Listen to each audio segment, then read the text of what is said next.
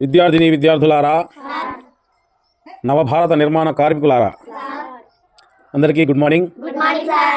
ఈరోజు నేను మీకు ఇంకొక మంచి విషయం చెప్తాను, వినండి. ఓకేనా? వినేది ఈ చెవులతో విని ఈ చెవులతో వదలకుండా కొంచెము మైండ్లోకి ఎక్కించుకోండి, సరేనా? ఓకే.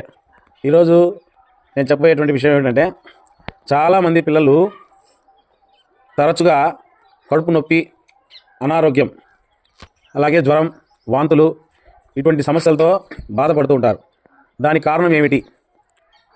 చాలామంది శుభ్రంగా 2 పూట్ల స్నానం చేస్తారు. అన్నం తినే ముందు, తిన్న తర్వాత, వాష్రూమ్కి వెళ్ళే ముందు, వెళ్ళిన తర్వాత శుభ్రంగా చేతులు కడుక్కుంటారు, ఉతికిన బట్టలు వేసుకుంటారు, మంచి ఆహారాన్ని తింటూ ఉంటారు. అయినా కూడా వాళ్ళకి కొంత సమస్యలు వస్తుంటాయి. మరి ఆ సమస్యకి ముఖ్య కారణం ఏమిటి? గోర్లు. మరి గోర్లు ఉన్నంత మాత్రాన సమస్య ఎలా వస్తుంది? గోర్ల లోపల మట్టి చేరుతుంది. ఆ మట్టి చేరి ఏమవుతుంది? అది బయటికి మనం తీయకుండా, క్లీన్ చేసుకోకుండా ఉంటే అది లోపల కుళ్ళిపోతుంది. కుళ్ళిపోయి చాలా మలినాలు అన్నమాట. మనకి హాని కలిగించే సూక్ష్మక్రిములన్నీ దాంట్లోనే మగ్గిపోయి ఉంటాయి. అది మగ్గిపోయి ఎలా తయారవుతుంది? విషంలా తయారవుతుంది. మనం ఎప్పుడైతే అన్నం కలిపేటప్పుడు అన్నంలో చేతులు పెడతామో అప్పుడు ఆ అన్నంలో ఉన్నటువంటి కూర అదంతా ఉంటుంది కదా, అది మొత్తం గొర్రెల్లోకి వెళ్ళి అది లాగేస్తుంది. ఆ విషం అంతా కూడా అన్నంలో కలిసిపోతుంది. ఇప్పుడు విషం అనేది మనము మన చేతుల్లో పెట్టుకునే మనం తిరుగుతూ ఉన్నాం. కాబట్టి ఎప్పుడైతే మనము ఆ గొర్రెల్లో ఉన్నటువంటి విషాన్ని తొలగించుకుంటామో అప్పుడు మనకి చేతులు పరిశుభ్రంగా ఉంటాయి. మనం తినే ఆహారంలో ఆ విషం కలవకుండా ఉంటుంది. హాయిగా మనం భోజనం చేసుకోవచ్చు. మనకి ఆరోగ్యం మన జేబులోనే ఉంటుంది, ఎక్కడికి పోదు. కాబట్టి ఈ విషయాన్ని మీరు గమనించుకోండి. తర్వాత ఇంకో విషయం, మరి ఒక డౌట్ వచ్చింది. ఇలా కొంతమందికి ఈ విషయం చెప్పినప్పుడు, సార్ మరి మా ఇంటికాడ కొంచెం పేదవాళ్ళు ఉన్నారు సార్, గుడిసెల్లో. వాళ్ళు ఎప్పుడు ఆ మురికాల పక్కన ఆ చెత్త పేపర్లు ఏరుకుంటూ ఉంటారు.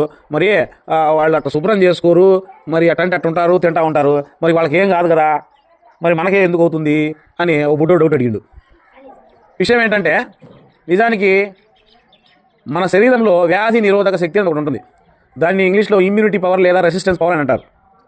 మరి అది కనుక ఎవరికైతే బాగా ఎక్కువగా ఉంటుందో వాళ్ళకి ఎటువంటి రోగాలు వచ్చినా కూడా వాళ్ళకి ఏమీ కాదు, తట్టుకుంటారు. అంతా బాగానే ఉంది సార్, మరి ఆ ఇమ్యూనిటీ పవరు అది ఎలా వస్తుంది?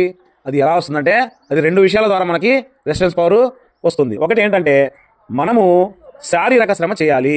ఏంటి? శారీరక శ్రమ చేయాలి అంటే ఏంటి? మనం బాగా ఆటలు ఆడాలి, చెమట పట్టేలా ఆటలు ఆడాలి. అప్పుడు మనకి రక్త ప్రసరణ బాగా జరిగి మన శరీరం లోపల రక్తంలో ఈ రెడ్ బ్లడ్ సెల్స్ ఉంటాయి కదా, అలాగే వైట్ బ్లడ్ సెల్స్ ఉంటాయి కదా, ఇవన్నీ బాగా ఇంప్రూవ్ అయిపోయి మనకు రక్త కణాలు బాగా ఇంప్రూవ్ అవుతాయి. అప్పుడు మన వ్యాధి నిరోధక శక్తి వస్తుంది. ఇంకో విషయం ఏంటి? ఇది చాలా ముఖ్యమైన విషయం. మనము ఎల్లప్పుడూ సంతోషంగా, ఆనందంగా ఉండగలగాలి. మనం ఎంత తిన్నా, మనం ఎంత హ్యాపీగా లేకపోతే, ఎంత తిన్నా కూడా, ఎన్ని వసతులున్నా హ్యాపీగా, సంతోషంగా లేకపోతే మనకి అంత ఆరోగ్యం అనేది బాగా రాదు. మనసు సంతోషంగా ఉండాలి, మనసు హ్యాపీగా ఉండాలి, ఎప్పుడు ఉల్లాసంగా, ఉత్సాహంగా ఉండాలి. మంచి జోక్స్ వేసుకొని మంచిగా ఫ్రెండ్స్తో కలిసి ఎంజాయ్ చేయాలి, నవ్వుకుంటూ ఉండాలి అప్పుడప్పుడు. ఇవన్నీ ఉన్నప్పుడు మాత్రమే మనకి వ్యాధి నిరోధక శక్తి బాగా పెరుగుతుంది. తద్వారా మనమంతా కూడా ఆరోగ్యంగా ఉంటాం. ఓకేనా? ఈ విషయాలన్నీ మీరు గ్రహించి మీరు కూడా చక్కగా హ్యాపీగా ఆరోగ్యంగా ఉండడానికి నేనేం చెప్పానో అవన్నీ విని పాటించండి. సరేనా? పాటిస్తారా? Okay, very good. జై హింద్.